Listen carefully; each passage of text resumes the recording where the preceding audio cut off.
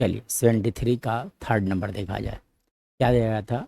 Integrate करने के लिए बोला गया था integration of e to the power, लिखा हुआ था 3 log x इंटू लिखा गया था आपका 1 + x⁴ का पावर -1 इंटू डी लिखा गया था। सो इसे कैसे इंटीग्रेट किया जाएगा, तब आपको क्या करना होगा, एनी हाउ आपको इसे इंटीग्रेबल फॉर्म में कन्वर्ट करना होगा।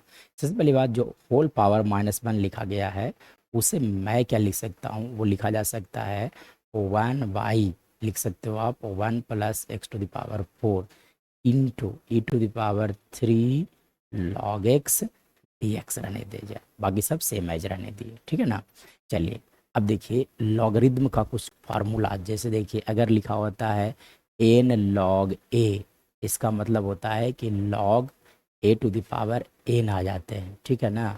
और एक बहुत ही शानदार फार्मूला था लॉगरिदम का, स्माइली फेस बनता है log ऑफ a, और यहाँ पे अगर मैं लिख देता हूँ बेस b और यहाँ मैं कर देता हूँ c, ठीक है ना।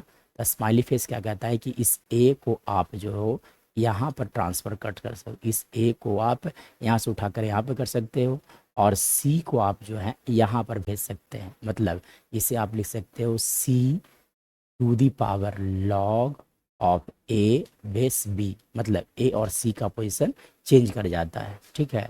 चलिए यहाँ पर भी मैं क्या करता हूँ, जैसे देखिए लिखा गया था e⁻³ log x, अब इसका वैल्यू कैलकुलेट किया जाए तब क्या होगा। सबसे पहली बात, पावर में है, पावर में इंटू में है, तब आप क्या कर सकते हैं, इसे लॉग के अंदर भेजोगे तो लिखा आ जाएगा log x⁴। अब देखिए अब क्या होगा, स्माइली फेस बनाया जाए, इसे यहाँ भेजा जाए और इस 3 को आप यहाँ भेज दो, मतलब आप लिख सकते हो x⁴ का पावर लिखा जाएगा log ऑफ e, और बेस ई अंडरस्टूड होता है, तब आप जानते होंगे कि अगर log ऑफ ए होता है तो इसका वैल्यू 1 होता है, सेम, यानी कि यहाँ पे इसका वैल्यू 1 आ जाएगा, that is equal to only x³।